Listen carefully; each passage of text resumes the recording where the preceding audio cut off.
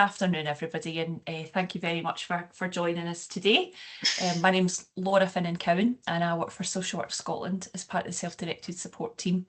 And I've got I have the pleasure of being able to welcome you to this Social Work Scotland and self-directed support joint event of the self-directed support community of practice, and doing this in partnership with Independent Living Fund Scotland. This is the second time we've done a joint event, and this one looks like it's going to be as well attended and as exciting and helpful as the last one, which is fantastic. Thank you for joining us.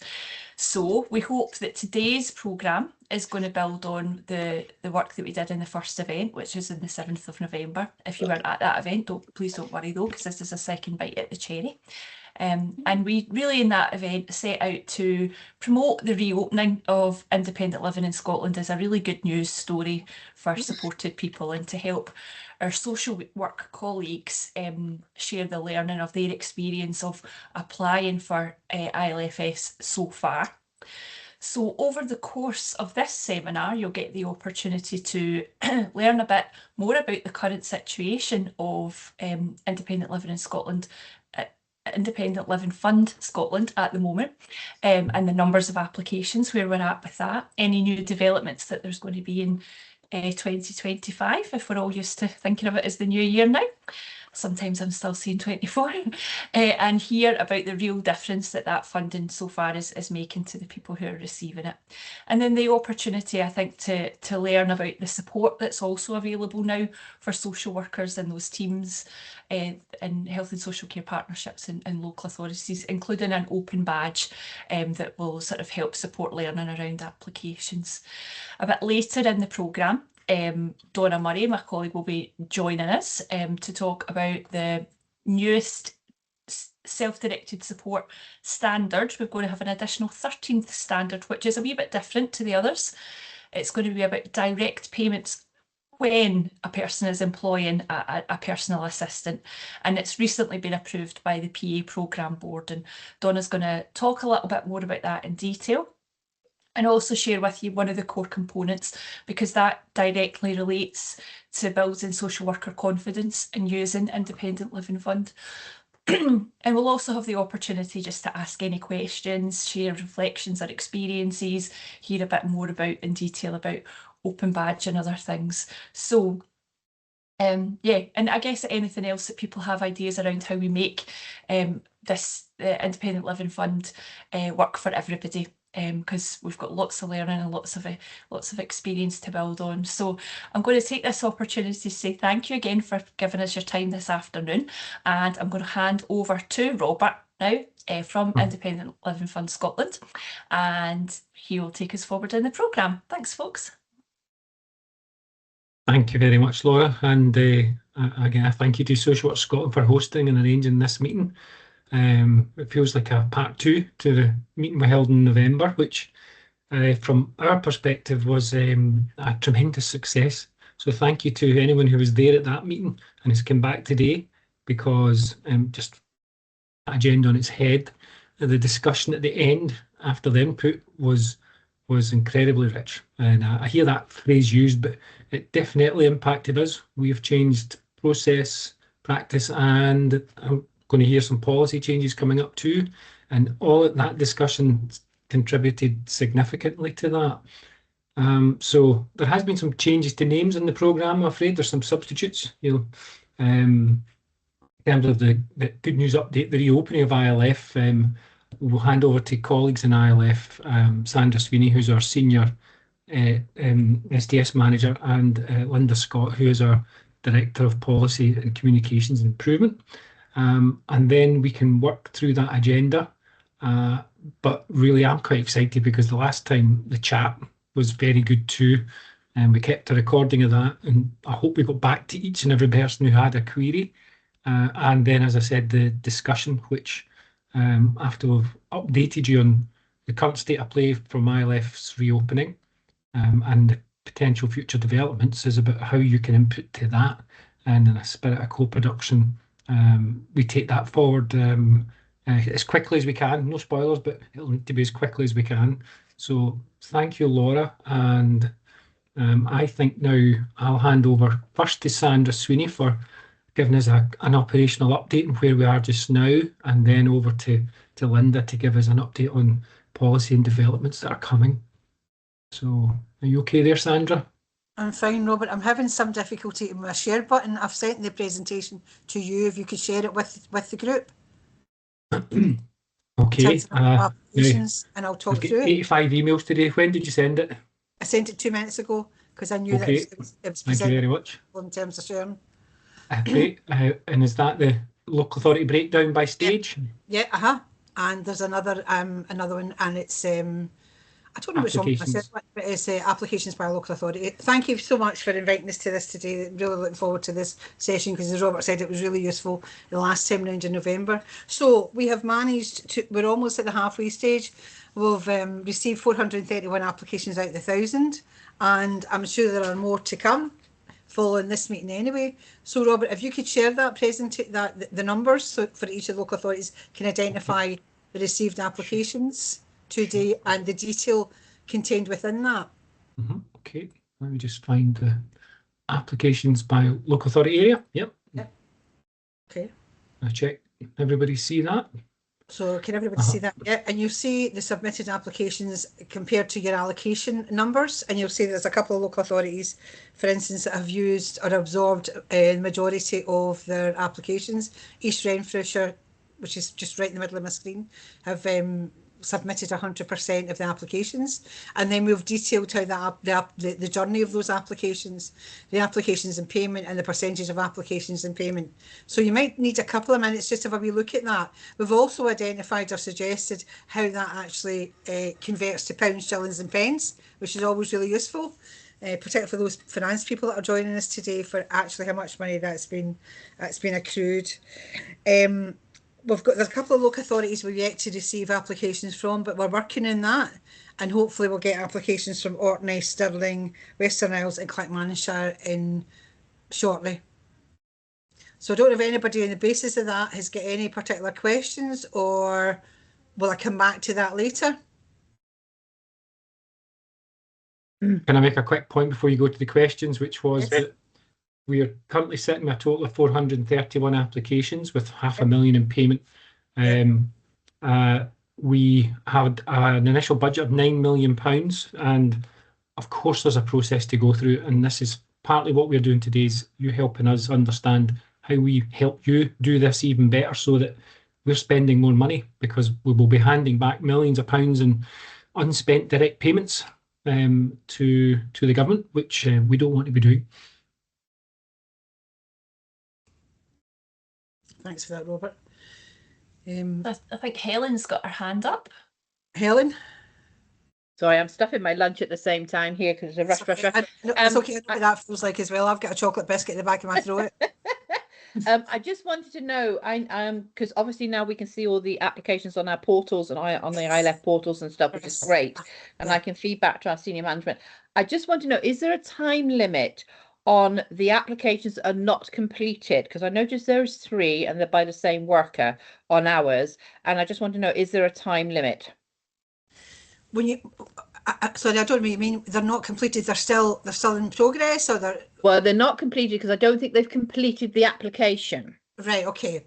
So that's what I'm seeing. So the worker's not completed the application. Yeah. Okay. It's really whatever time it takes, essentially. I mean, if we're aware who they are, we'll maybe give them a call and ask if we can support them in some sort of way. But it could well be that there's the information, for instance, in terms of the costing of the current budget is unavailable, or there are difficulties in identifying an element of the assessment. So if people need help, that we're on the phone, they can give us a call, any of the SDS managers a call, really just to assist them in the process. But there's no time limit to that. Obviously the quicker the better, seriously.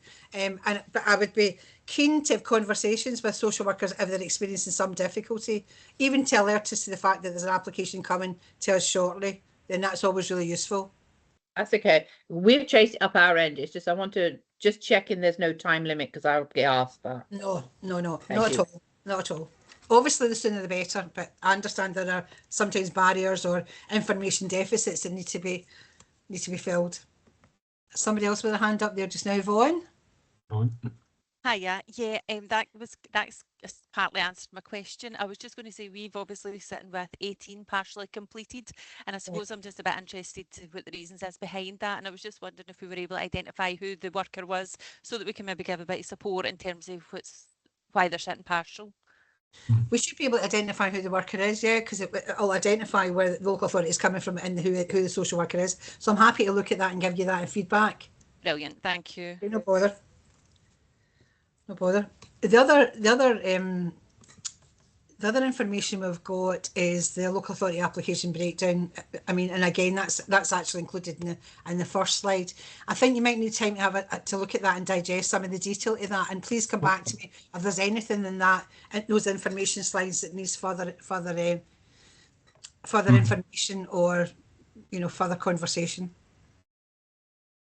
Yeah, can I just quickly say, Sandra, that question about timing is, I guess there is a theoretical issue where if all local authorities get applications in and our budget is being spent and we're sitting with demand and applications that have been sitting for quite some time, I'd say months, there would have to be a difficult conversation about that, because obviously we would want to make sure this money was going out to folk as quickly as possible. We all know the pressures out there, and this is, as it said in the title introduction, it is a good news story in social care that there is this fund available for people to apply to. So there is a theoretical risk if there was too slow or not enough uptake either, which will come on to maybe as a later part of this discussion about what happens if a local authority can't use its allocation. Robert, there tends to be ebbs and flows to those numbers of incomplete applications. We tend to get a number coming in all at the same time, and then that local authority's numbers will reduce, and then another local authority will increase those numbers of partial applications. So it's ebbs and flows, but generally there are not too many people that are waiting for too long. I did we look at it in December, and the timescale is not really that significant. I think it's one of those things, when you start the application, there's just wee bits of information you need to get. You maybe need to get a copy of the support plan or get the existing budget approved. So it could be sitting at the resource allocation group or waiting for further information. But from what I've seen, what I've witnessed in the last couple of months, there is not too much of a delay. But I'll keep an eye on that and certainly link with the relevant managers to ensure that they're not sitting for too long. I just wanted to ask, is there anybody that's sort of struggling to see the screen? I know where I'm looking at it, it looks a bit little and it's kind of hard to follow your eye across. So if there was anybody that wanted us to kind of zoom in a wee bit more, it might be possible. But just let us know if there's anybody that wants to see theirs in a wee bit more detail, in case it's off the screen or a bit too small. Yep. I was a bit thrown with 35 local authorities, but it's just the spreadsheet. We've not created 3 new councils.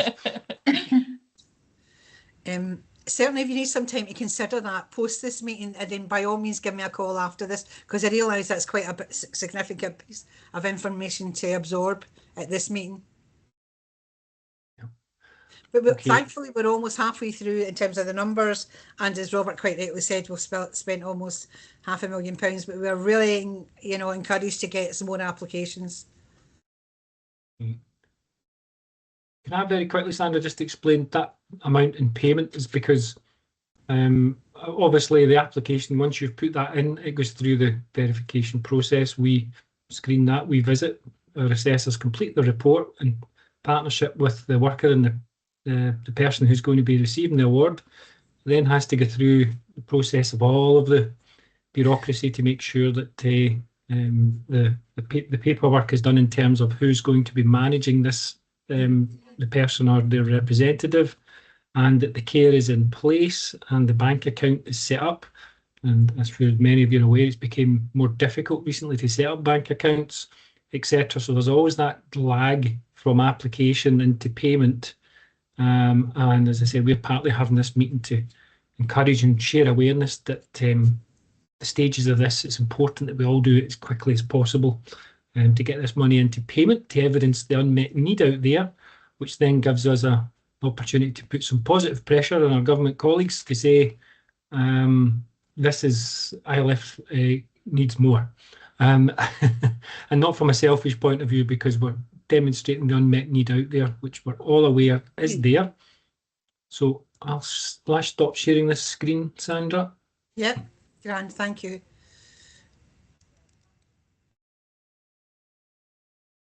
I don't need to share the other one, do I? No, because it's more or less the same information Okay. incorporated into this single one. This is the most significant one. Okay. I was hoping maybe you could say a quick word about the common issues we're seeing just now round about local authorities before we just move on to the next bit of the agenda. I suppose the constant issue we've got is that people are not attaching a copy of the most relevant assessment and or support plan, which really helps the assessors in terms of arranging the visit, engaging with the recipient, and it also helps us as well in terms of ensuring that it is an additional, the social workers are requesting additional funds and not replicating or replacing local authority funds. So that's been a constant issue. We've actually added something recently to the website to ask that a copy of the assessment and or support plan is attached to the application. If not, then we are then contacting the social worker, and that potentially delays the process, which we're not keen to do. As the applications come in and we check and verify that they meet the tenets and the access principles, we then look to allocate very quickly. So there's a very short process between receipt, checking, and then allocating it to social workers, the assessor, right across Scotland. So the process is relatively quick. We then arrange the meeting, as Robert said, with the social worker and the recipient and family members, complete the report, and then identify either a payroll company or another means by which we can pay it. We submit the report. So the whole process is relatively quickly. Some of the concerns I have just now is the delays in actually attaching or accessing a copy of the most recent assessment and or support plan. It's really useful for a number of reasons, and it really helps and supports the discussion and the conversation between assessor, social worker and recipient as well. So that's one of the significant issues we're having. It's getting better it certainly is getting better, and we tend to have them attached, but where we don't have, it delays the whole process for us, because our process is very quick and relatively efficient. Yep. We have continued, Okay. sorry, the other thing I want to say, Robert, is we've continued to engage with a number of local authorities, and we've had a number of invites to come to area teams. We've actually attended area teams and sat in offices where people needed that additional support. And certainly, I mean, we would can certainly continue, like the information that will be shared this afternoon, continue to actually with engagement sessions. And certainly if you contact the relevant SDS manager and myself, we can set up those meetings relatively easily, because we want to get the information shared right across all the local area teams, as well as a senior level too. So we've, as I say, we've sat in area team offices, we've engaged with, we've managed to get ourselves invited to local team meetings, and that's been really, really successful, because we're actually engaging with social workers at the bottom, rather than information coming from the top down. And that's proven to be really, really useful for us in terms of encouraging applications. And then we can answer those very relevant questions that social workers and notees have, care managers have within the teams about the access principles, how you apply, how you use the portal at that initial stages, which is always really useful. So if there is a deficit, if you feel that somebody from your team would benefit from one of the SDS managers attending that by Teams or in person, then can you let me know, and we can get that organised relatively quickly.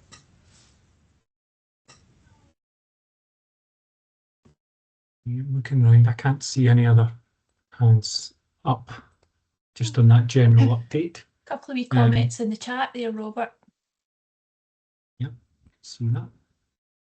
Thank you. Yep, Jill's asking Elaine, which local authority do you work in, Elaine? We can link in with you.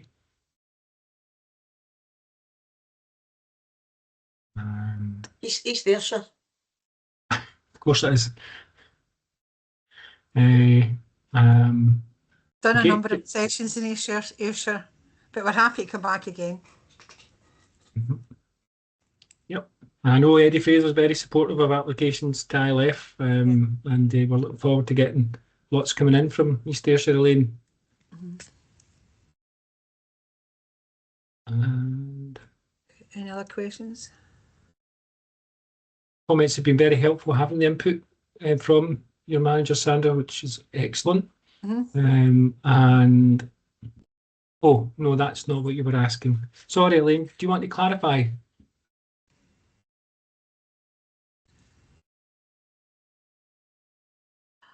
I'm just asking who normally feeds back to when I've asked the care managers to let me know what applications have been put through and what the outcomes are, because I don't always get that information, and I'm keeping a tracker for senior management just now in relation to the ILF applications and chasing folk up to get them. But there are issues with time, and also the new eligibility criteria kind of flung a spanner in the works a wee bit.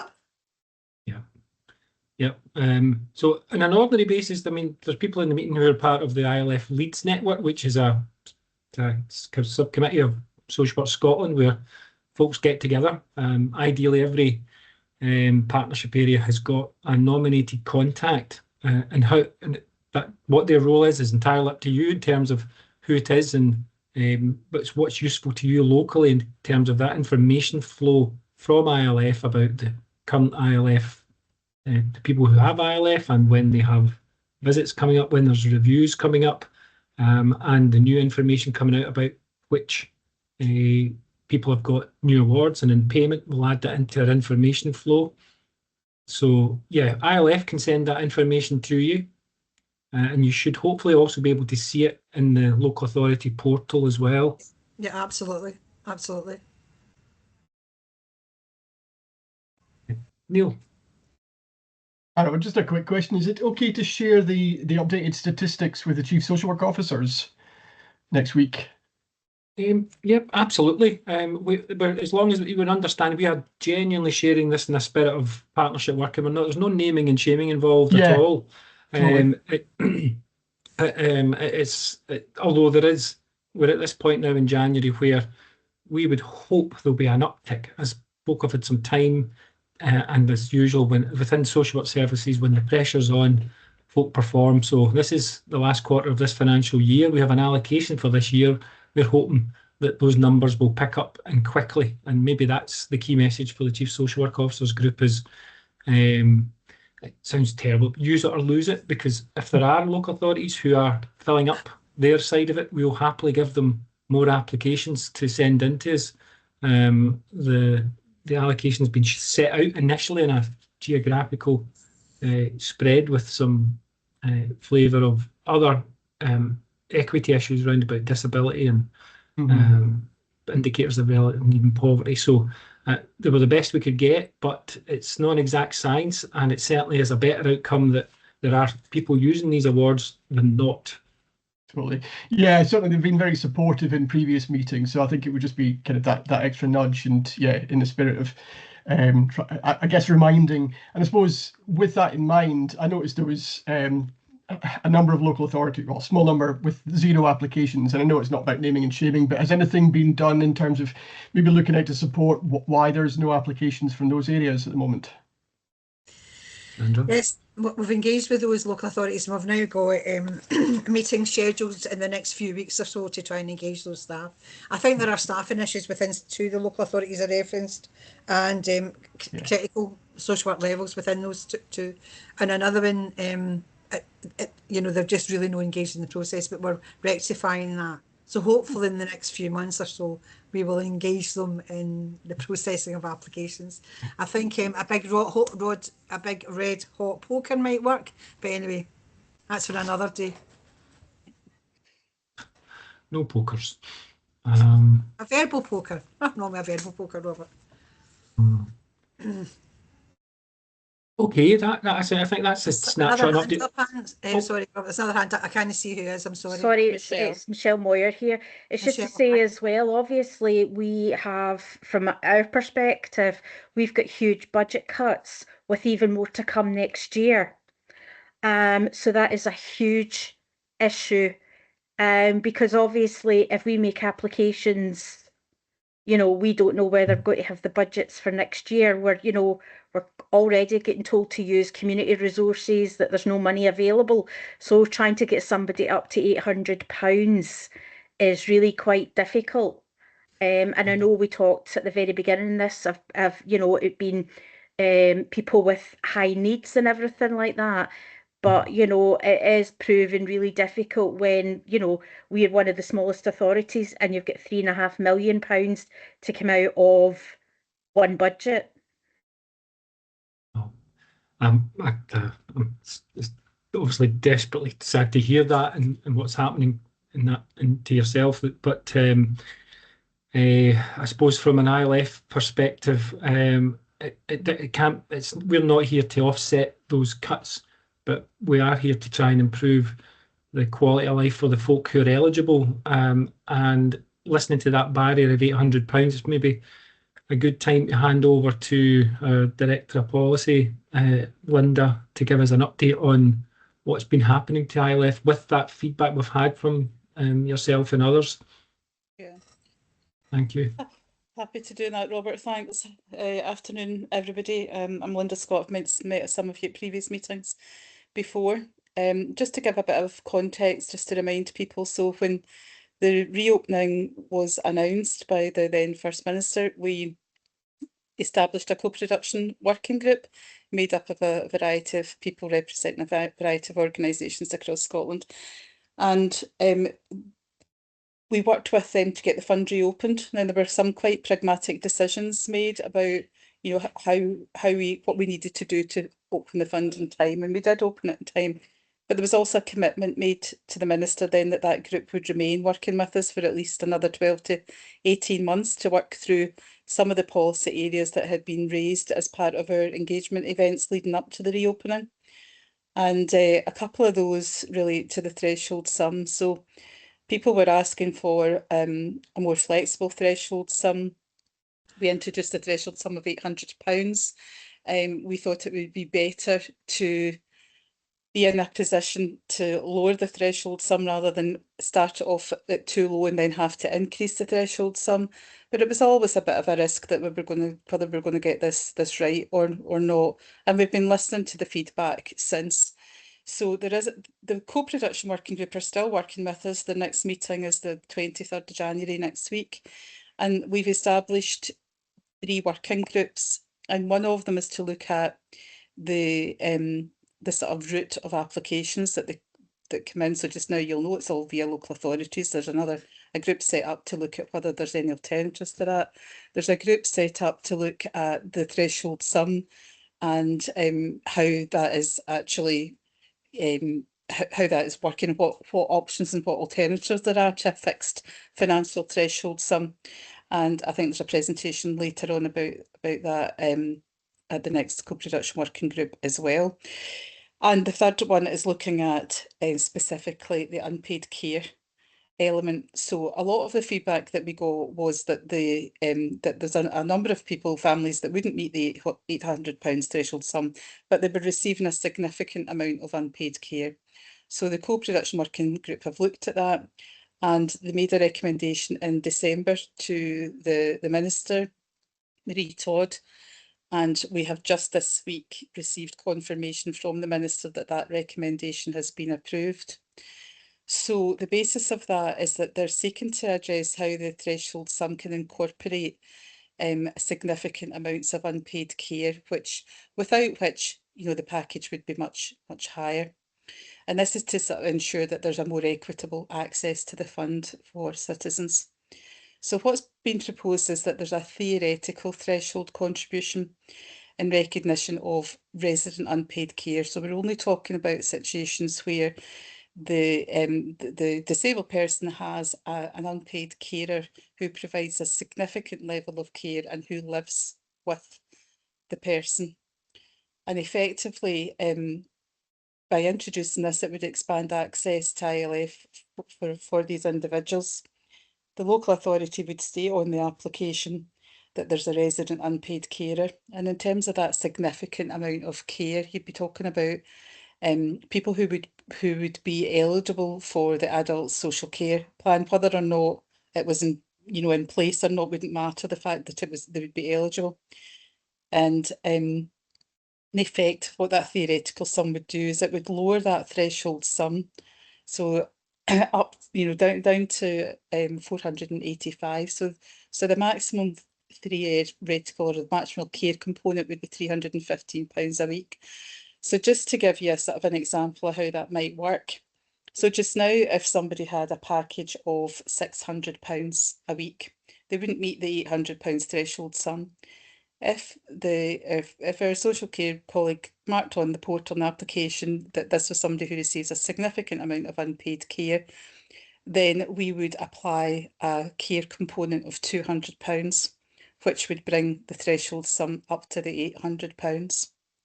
So, or if it was £700 package, we would apply £100 care component. So that care component can be anything ranging from, a pound up to the £315 a week.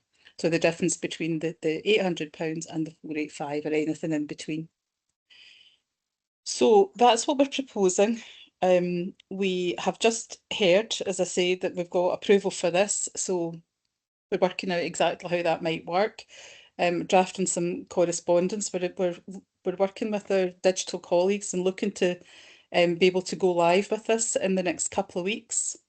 We're drafting a letter to go out to all local authorities just now to tell you all about this care component, but also to cover some of the things that sort of Sandra and Robert have just been talking about. So in that letter, we will talk about the allocation. It'll be like the one that we sent out before, where we'll be telling each local authority, here's your specific figures, your allocation was this. So far, we've received this number of applications. You still have X number to submit. Urging local authorities to consider the time of submission of the remainder of the applications.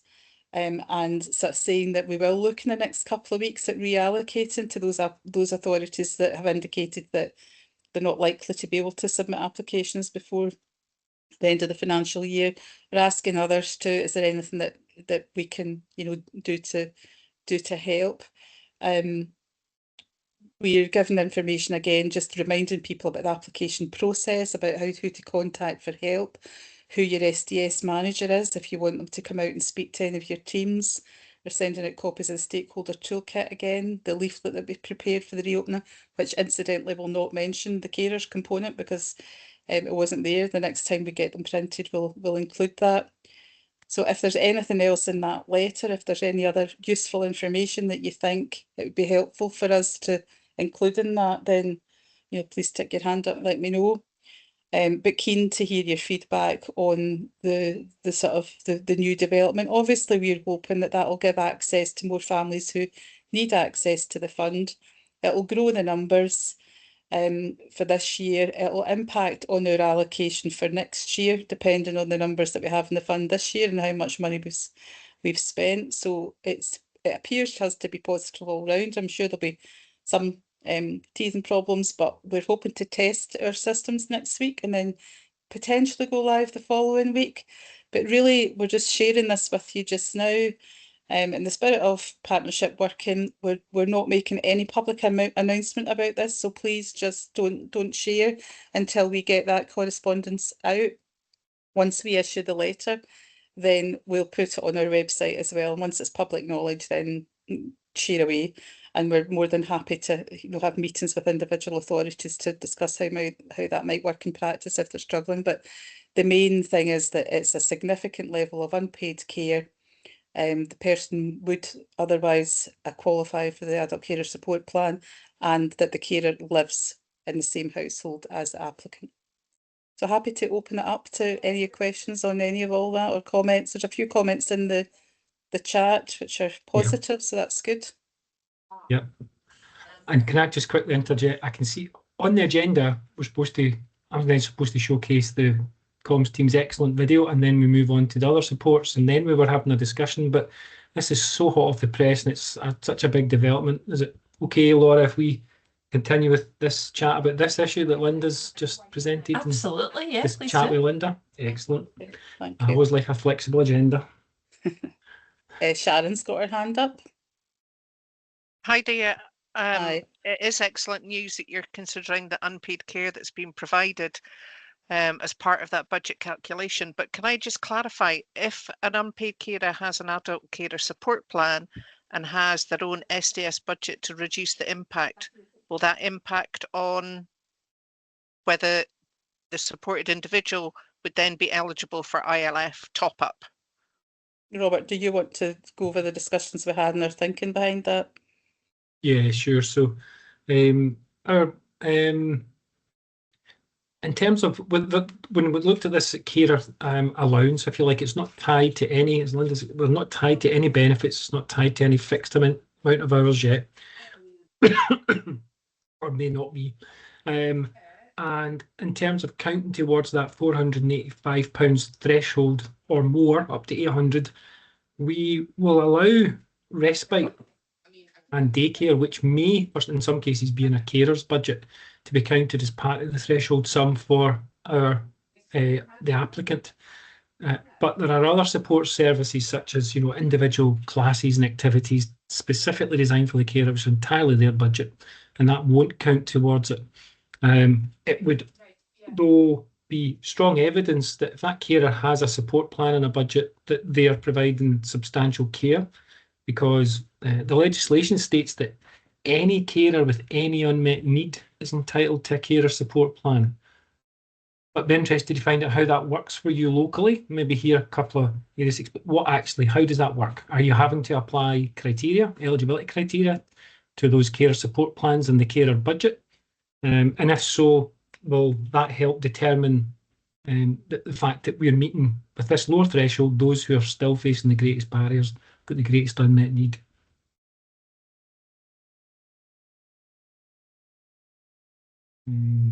So, yep, I'm not sure I answered that. Wandered off into getting across a point I wanted to get across today. So in terms of that was helpful. Yeah. Excellent.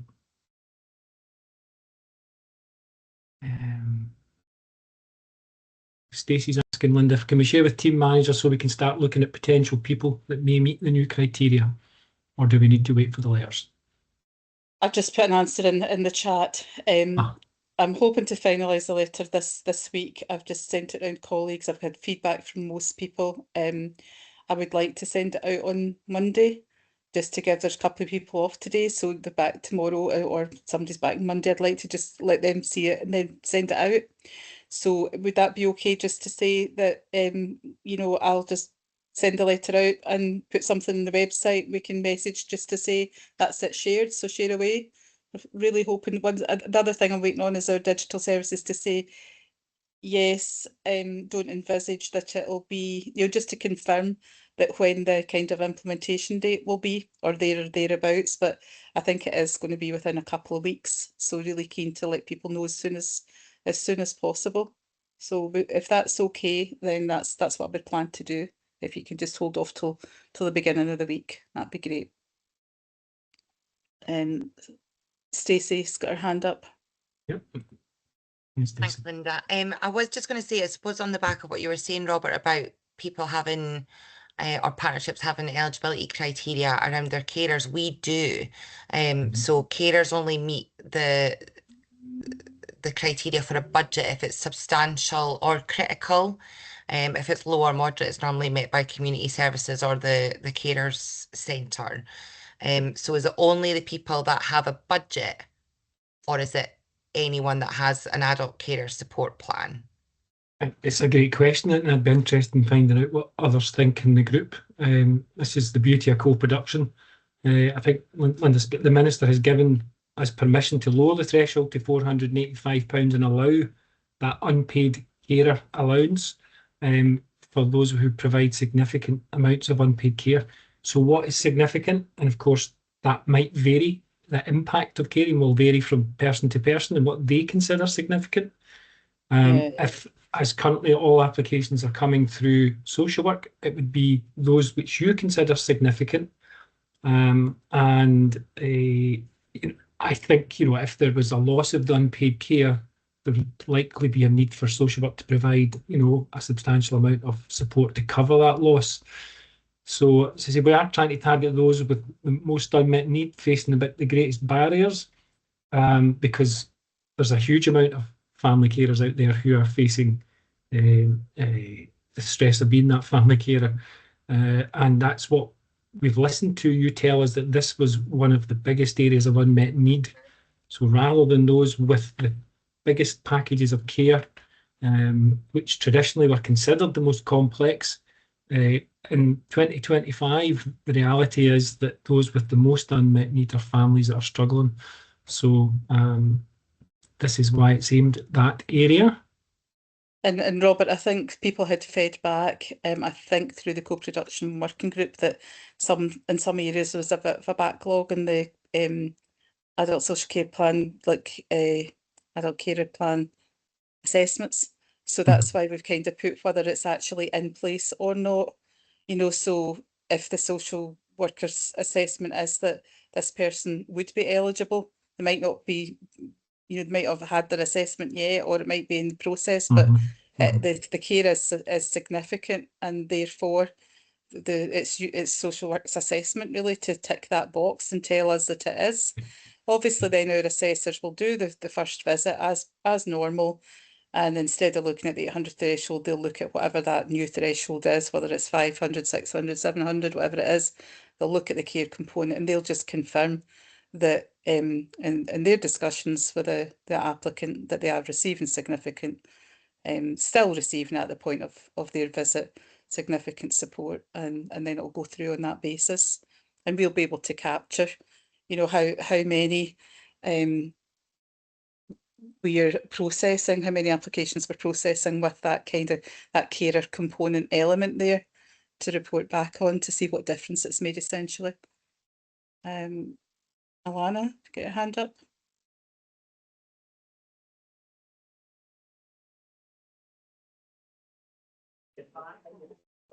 Sorry. Oops, there I go again. I think it's a really complicated one to try and answer the question, because the way that we do it in North Lanarkshire is we try and look at capturing the carers' needs with the budget and the assessment so that they are being supported. Obviously, over and above that, there is the option for the person to have a carer's budget up to £3,000, and what you tend to find is that's used on things that just give the person some respite and contribute to a positive health and well-being for themselves. But what I do think is that this is going to be significant in a way that's maybe hard to measure, because it's going to lower that threshold. So that means that this group of people that we've spoke about before in this meeting that are really quite vulnerable and just sit at the kind of lower level of things, so their needs are still significant, they can be complex, but there is potential to build on independence, and that time away from carer allows them to grow and develop as an adult, which is then going to naturally take away a lot of the stress for the carer in a longer term way. So I think that what my experience has been anyway from North Lanarkshire is when people get a carer's budget, they purely think about, what can I do with some money that's going to just support my own health and well-being? So it might be spa days, it might be going to concerts, it might be going to a gym.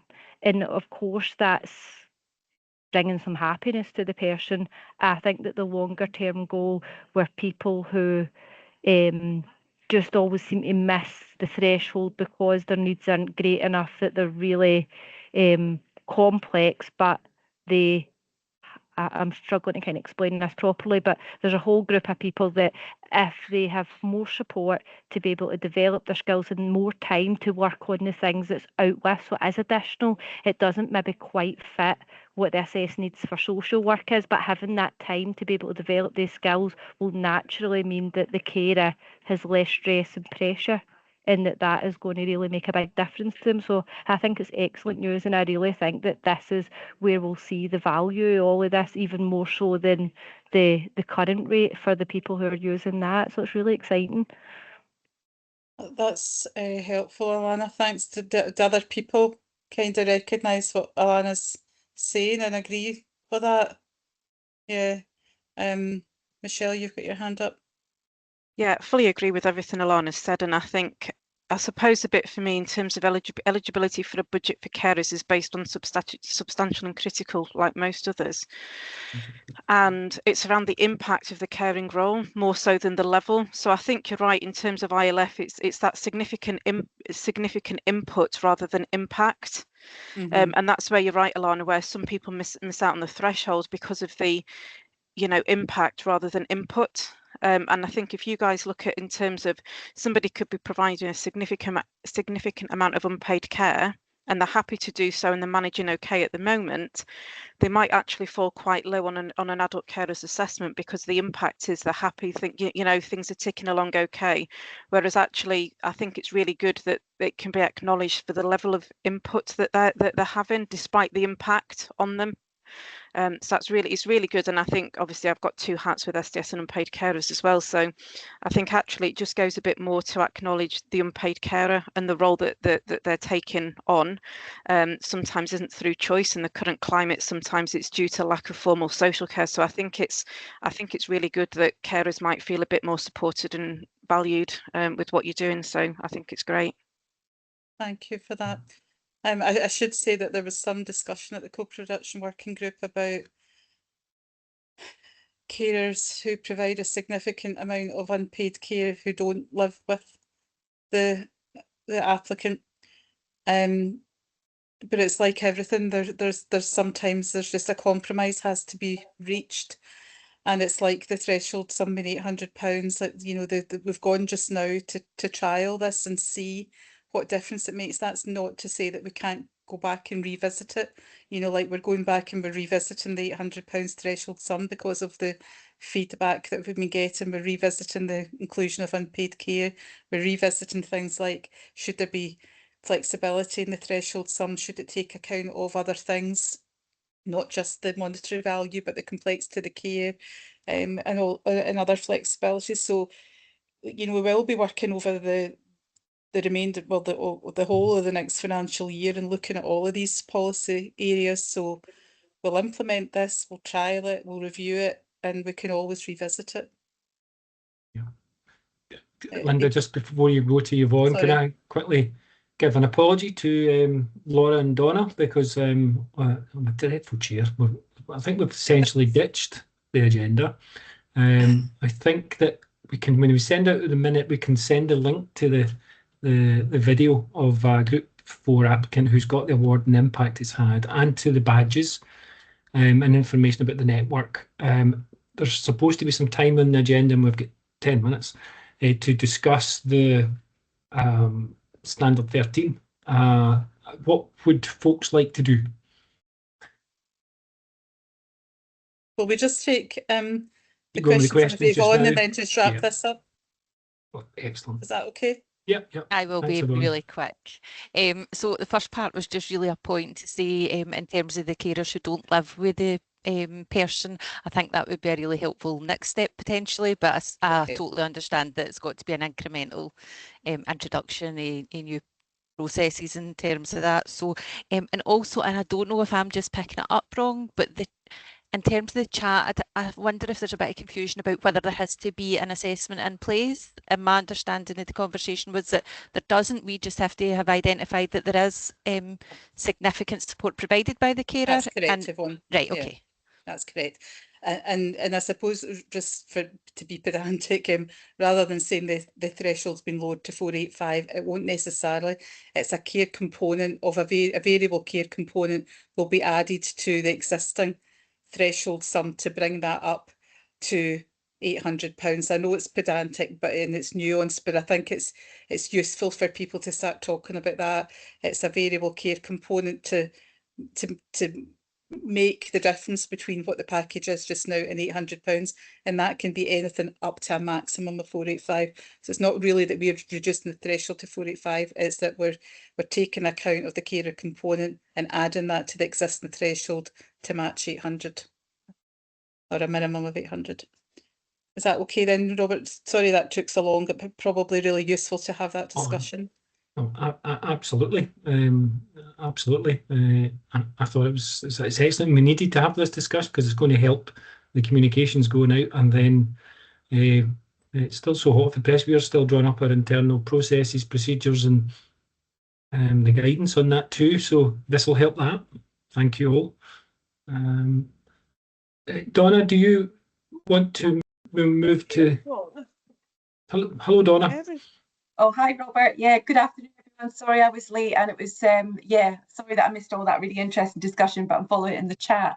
I only have 3 slides. It's really just to cite all this work within the context of the new self-directed support standards. So I'll just get Callum to put up the first slide, and I will rattle through these so that we can have, carry on the discussion, if that's all right, Robert. But no, basically, yeah, thank you. So the standard 13 is the self-directed support standard on direct payments for employing personal assistants, and it was approved by the programme board at the end of the year. It will be going to COSLA, hopefully COSLA's Health and Social Care Committee in February, just for approval. But the standard, as you'll know, is underpinned by the 12 foundational self-directed support standards. So that tells us what good self-directed support looks like in detail, and how local authorities can kind of get to that good. And our team is here to help with those improvements. And we've developed a number of practice resources to help that learning and improvement, like including a learning improvement framework, so we can understand how improvement work is going and help that change. The standard will be available in an easy read format, and it will be accompanied by a toolkit to support implementation. And we'll also be supporting a dedicated community of practice around it to facilitate that dynamic learning space, that safe space, those good relationships and peer learning, just like we're doing today. The standard has 10 core components, but I've just pulled out number 4. That's the key ingredient around Independent Living Fund Scotland. And Callum, if we just go into the next one. Basically, the standard, that core component has a number of things about how we get to that core component. And that includes things like building strong relationships, which is what we've been doing today and you've done already.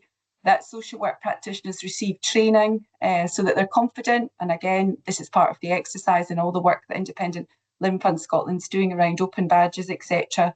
That there's confidence in demonstrating that additionality. And now we've talked about that carers part of it. That social work practitioners ensure that people are at the centre, which is your bread and butter. That's what everybody does. And that there's information available throughout the assessment process.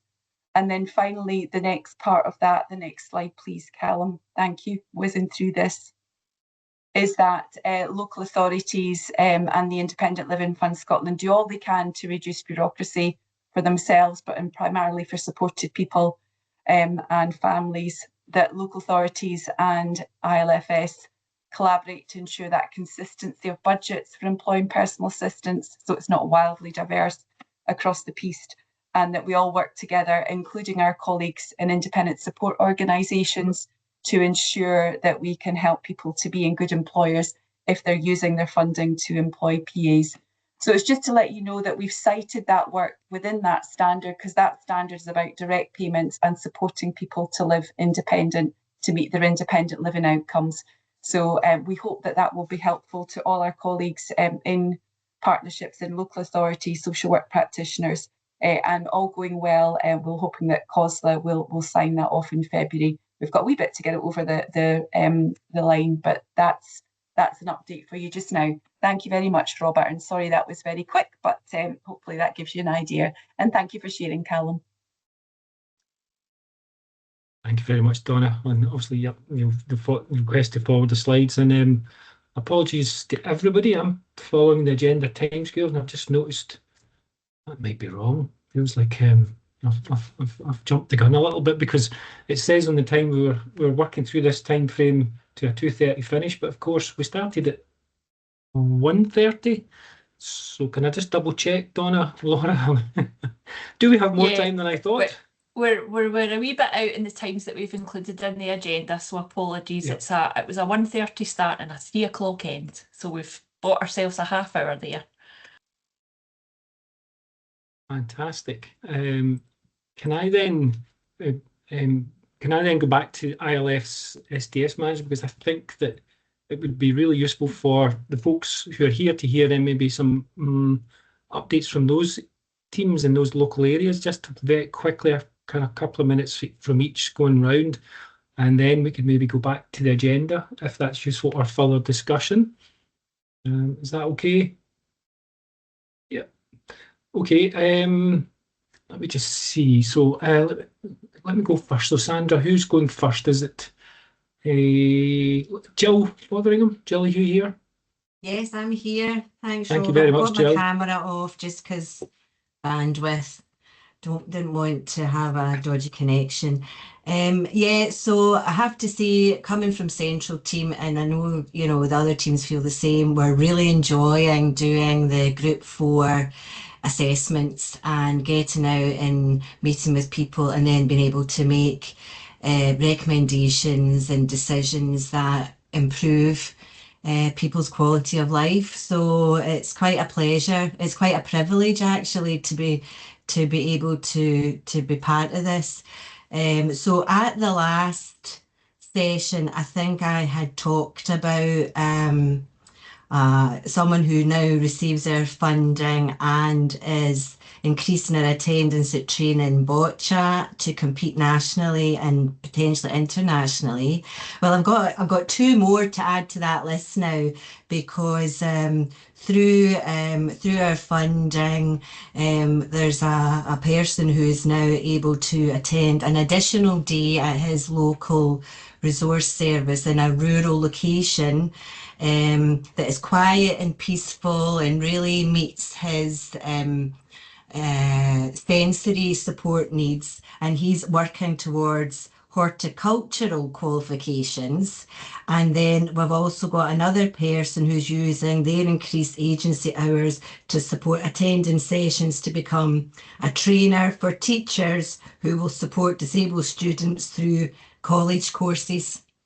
So that's the update from Central Team.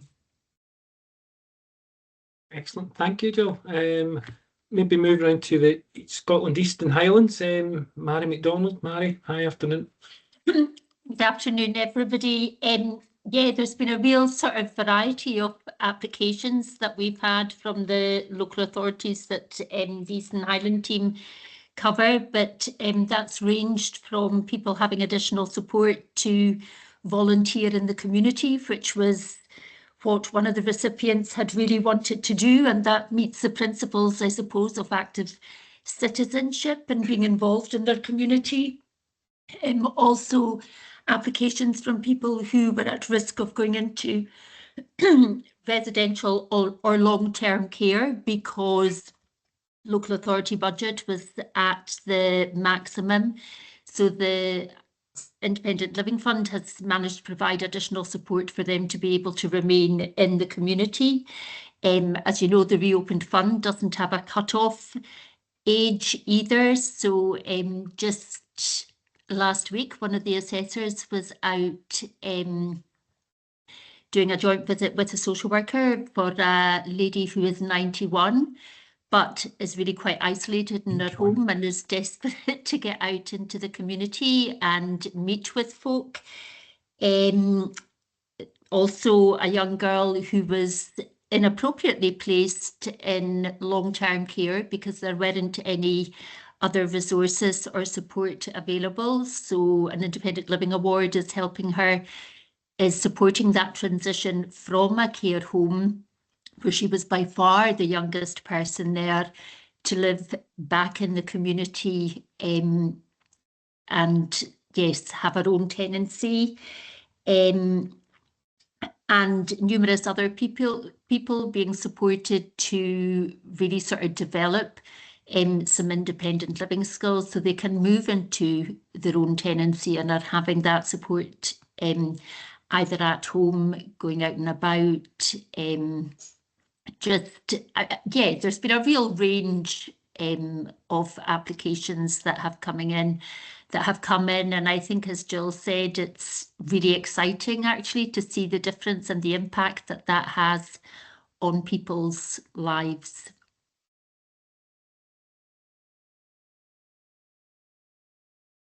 And that's me. And that's you. Thank you very much, Mary. Quickly moving on, Leslie Comerford, that's the west and southwest. I'm right? North. ish. It was a 50-50. Yeah, no, that is fine. We've seen quite a lot of different ways of making applications to access support for people. So some local authorities have chosen maybe to focus on that support for unpaid carers, and other local authorities have used it to focus on support for maybe a 2-to-1 to enable somebody to access more activities and things in their community where they've got really complex needs. So it's been really nice just to see that variety coming through. We've had young adults who are living at home with very complex needs where carers are working, and that the respite that they receive would only provide a small number of hours, but so we're able to kind of almost top that up to allow that carer to take a really good break. I can maybe zip through a very quick, if you want, example of a sort of 2-to-1, or are we okay? Or yep, please do. Yep, I'll do that. Hopefully this will work. Now, let's see. It is. I'll zip through a wee example. Can you see that now? Yep. That up? It's very small. Oh wait, hopefully this. Right, here we go. Is that better? We can see it just now. It's just not in. That's you now. It's coming up. Oh, great. Okay. Lovely. The IT skills of a social worker. So I mean, one example was a 25-year-old young man living in his own tenancy in a semi-rural location. Autism, epilepsy and learning disabilities and behaviours that posed a significant challenge to services. The local authority held welfare guardianship for that young man. And at the point of application, he did have a very large package. It was significant one-to-one support. But because of where he lived and because of the behaviours that he presented with at times, it made it really difficult for him to meet other people within his peer group, to meet other people his age, to do the stuff that he really enjoyed. Sometimes simple things like maybe going to a concert or things like people have described. So it was assessed that he actually needed a 2-to-1 support to do those activities. The local authority initially applied for 8 hours of support for that young person. And then, sorry, it says 10 hours, but it was originally 8 hours. We went out and did the assessment, and it was assessed that 10 hours would actually be needed to have any sort of meaningful impact due to the travel time for him to get from where he lived to where a lot of activities were based. So just a wee bit about the process, just to kind of give people a sense again of what the timeframes we're looking at are. The application was received from the local authority around mid-October. The local authority confirmed their input. It was 77 hours, which came to about £2,000 per week. We have seen a lot of packages around this size. I know that one of the frequent criticisms is about the £800, but there are lots of people out there in the community with very complex needs, large packages, but do still have gaps as well. So hopefully we'll still continue to see some applications from people within that group, as well as with the new carers addition being included. So yeah, the visit was arranged. So application early mid-October, visit was arranged early November. And so the time frame from application to offer, I looked back, was 6 weeks. So at the moment we can, if we have all the information we need, if you provide the support plan, we can turn these over quite quickly. And I think I've already sort of gone through that wee bit. So one of the other things that we did here was, because it's local authority who held guardianship, didn't want to hold the bank account, was to make referral to third-party financial management, who were able to do that for the person. And it went into payment. So the offer was made mid-November and it went into payment in early December 2024. And that is enabling that young man to try different activities. It's alleviating boredom and frustration. In turn, is then sustaining his placement within his existing setting, because they're getting far fewer behaviours that are maybe likely to pose a challenge and lead to conflict with other people living within that setting. Excellent. Thank you very much, Leslie. I'm just looking to see if there's any hands up. If there was any, I'm happy to go. But if not, I'll quickly jump to Debbie Smart, who's ILF's SDS Manager for Glasgow South. Hi everyone, hi. Do you know, I've just actually brought, I thought it would be good to talk about just a case example from that one of our assessors has really recently did the visit for, just to kind of get a wee kind of backdrop to this case, because I thought it was a really nice example of where the additionality of ILF is going to make a real difference in this lady's life. So just to give you a wee bit of a background, it was an older person. She's in her late 80s. She's got various health issues, and she'd also been receiving treatment for breast cancer. She had a diagnosis of dementia and was really quite far into her dementia journey. Her family were really, really supportive of their mum. There had been discussion about temporary admission to 24-hour care. However, wasn't successful. This wouldn't be successful. It would cause her more distress. So they were really wanting to get her back home, as it would be in their best interest. That's where she wanted to be. It was always where she wanted to be. The family were stretched though in what they could offer. So they were providing support when they could, and that included sharing it amongst them to do some overnight support, and the local authority were providing other care like critical pensioner care. So, as I said, they're working on a rotational basis. So when the assessor went out, it was to look at some additional support to support this lady with community engagement, because there was no funding within our budget to provide that. And it was a really, really lovely story, because when the assessor went out, they had a real discussion about what the recipient enjoyed doing with her time. She was a lady that was an aquatrim instructor for many, many years, and she'd received awards for her work, her charity work, because she'd helped people recovering from heart attacks and strokes.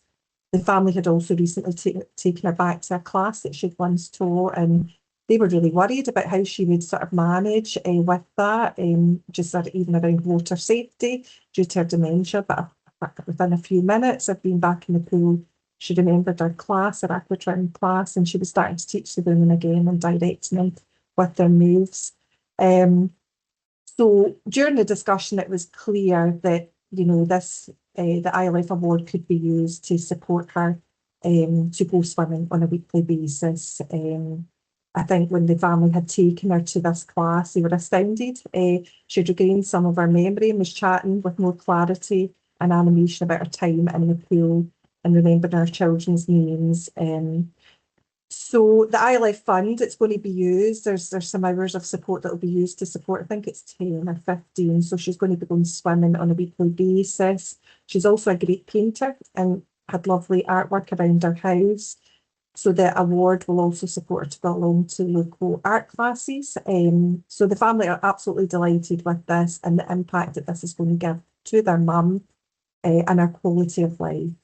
It's going to be quite easy to get set up, well, quite straightforward. There's already payroll in place because she's got a direct payment. So they're going to also manage the ILF, and there's an active power of attorney in place to manage the awards. But I just thought that was a really good positive example of where our funding can really improve someone's quality of life. Thank you. That's a really good example, Debbie. Thank you. So I've been around the ILF managers giving you that update and examples from their areas. Hopefully that's been helpful. What I've picked up from looking across all the applications was a key issue I'd like to just quickly raise to the group. As you're aware, if someone is to receive a direct payment, they will require to have capacity or somebody to have legal authority to manage that direct payment. The ILF direct payment doesn't require legal authority. As you know, our scheme is called a ward manager, and the person ideally, or their legal appointee, or their benefits appointee, or social work. And as a last resort, we can appoint a third-party award manager.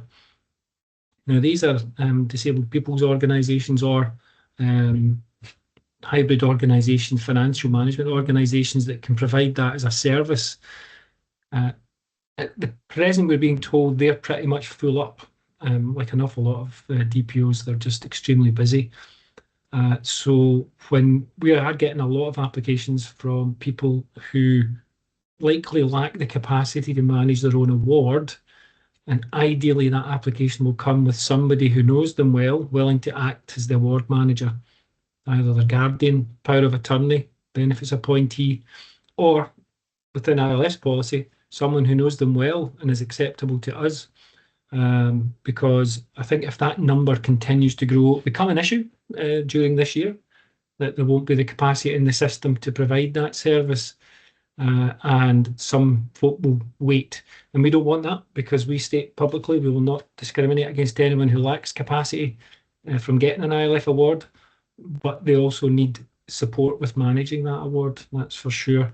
Even if it's a payment to use for agency support rather than becoming a PE employer.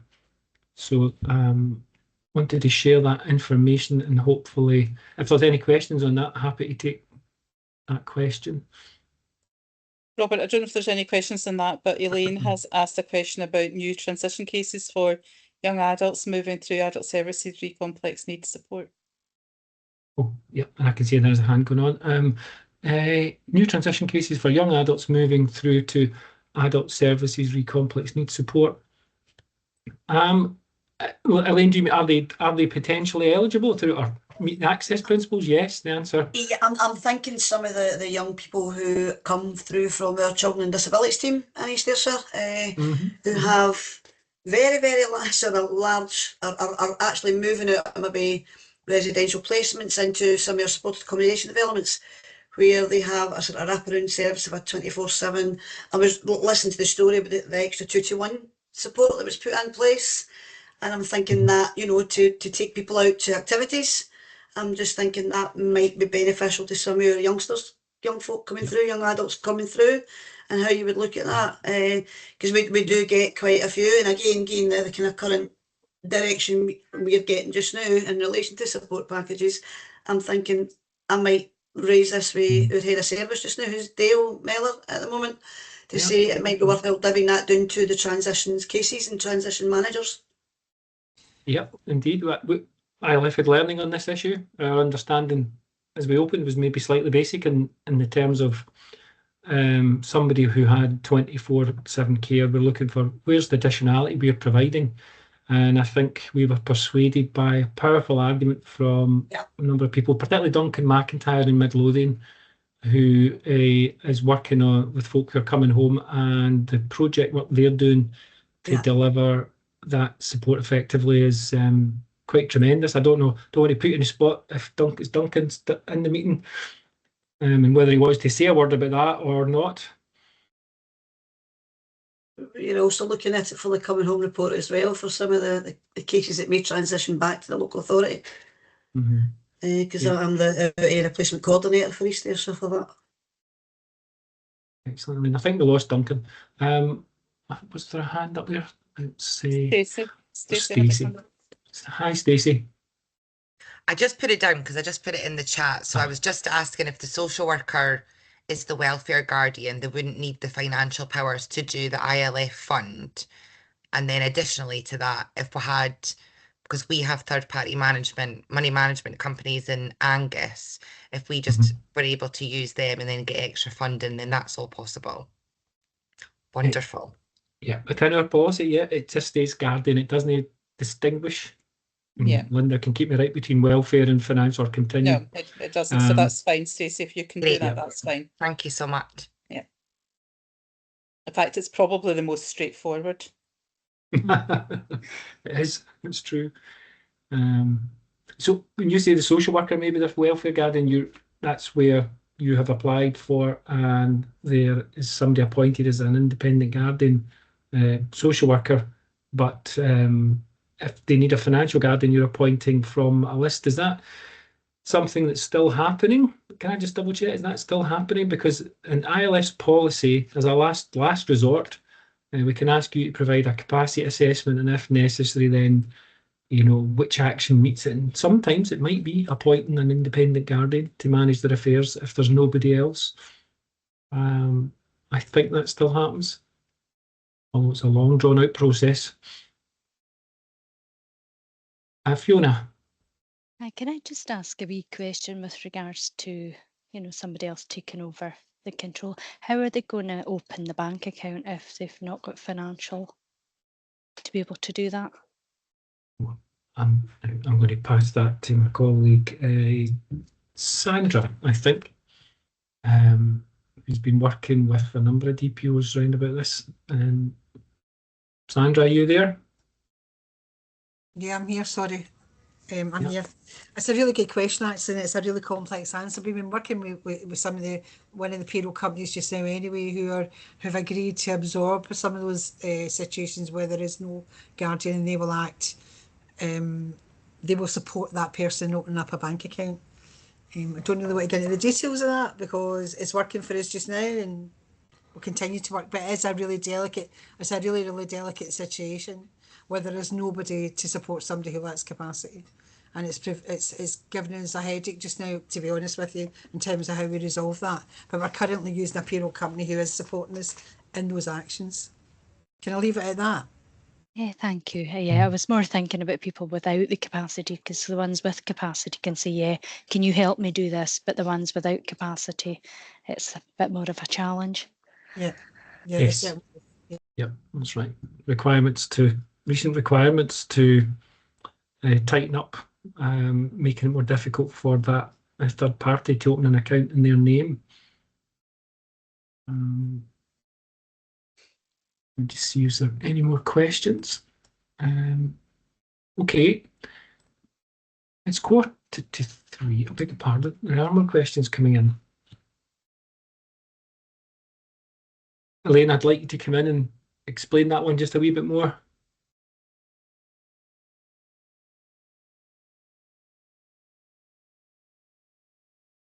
Would an exiting payroll no. And it's meant to be existing. That's what I was trying to work out. Yeah. Bad typist. I currently have a case where the current payroll company manages the old ILF award on behalf of the person who's currently in adult placement. Would they pick up any new awards if they were already involved? Would they just take on that role?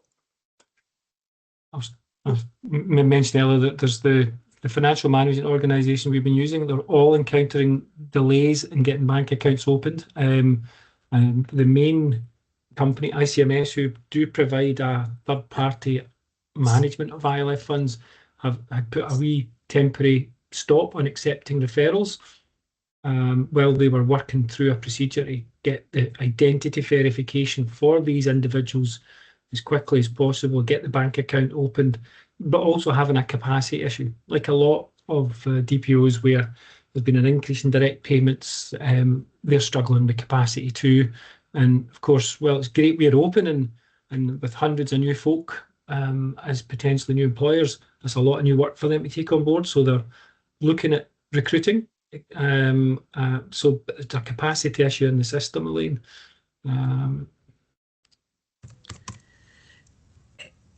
In terms of using, for instance, AILN, I don't know if you're thinking about that, Elaine. It would need we continue to use that if that was the recipient's choice to use that same payroll company, but it would certainly need to be a separate bank account.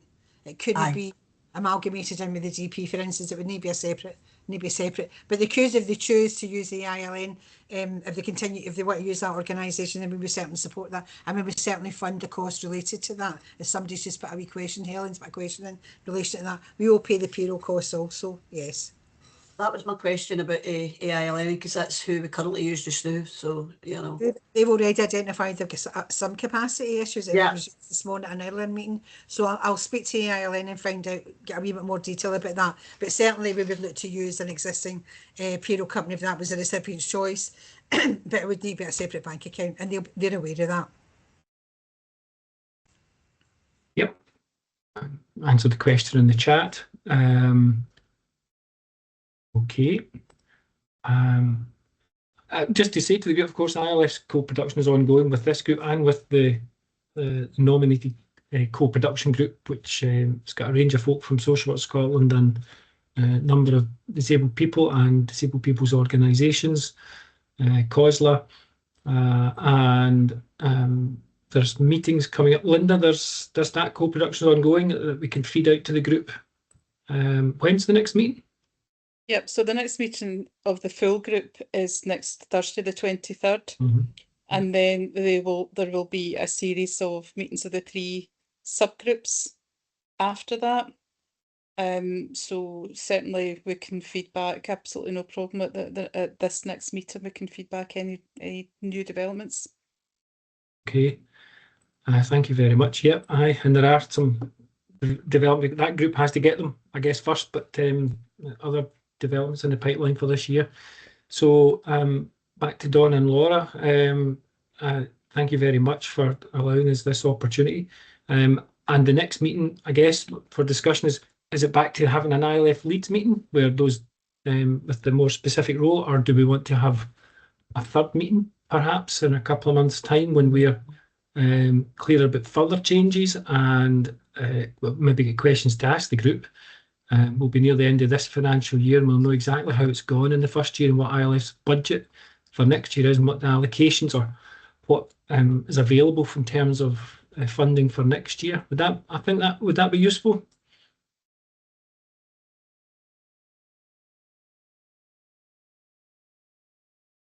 Oops. Seem to have, maybe have I frozen.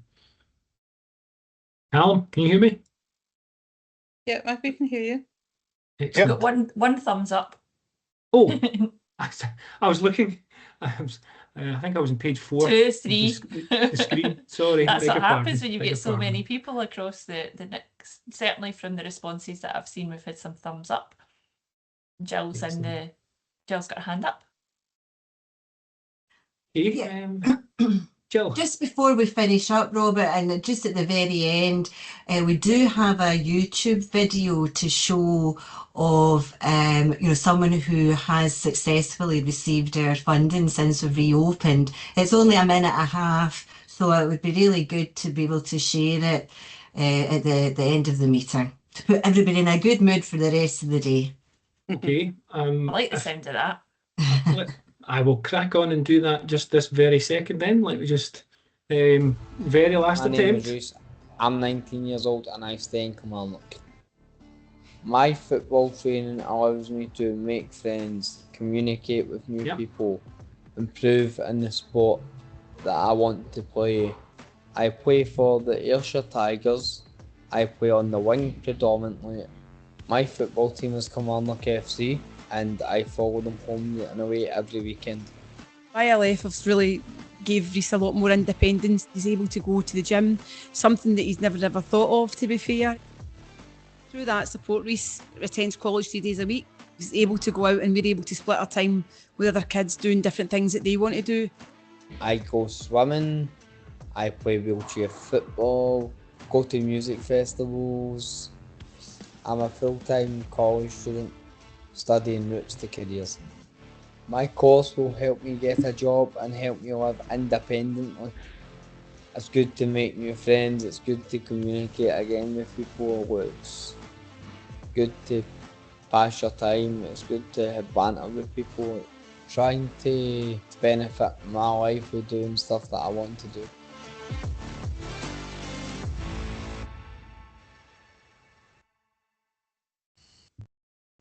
Well done, Reece. Mona Kelly. And that is just about a minute to 3. So, as I said, just a few minutes ago, thank you so much for coming along today and giving up the time, how busy you all are. And hopefully looking forward to more applications coming in to ILF and using up this resource rather than handing it back to the government. We've got 101 things to spend it on other than social care. And given the mention of the cuts in some areas, it's that's the worst. That's the last thing we want to happen. So thank you very much, and hopefully see you again another meeting, future date. Take care, everybody. Thank you, Laura. Thank No, you. not at all. Thank Thanks, you. Donna. We've enjoyed that. Thank you.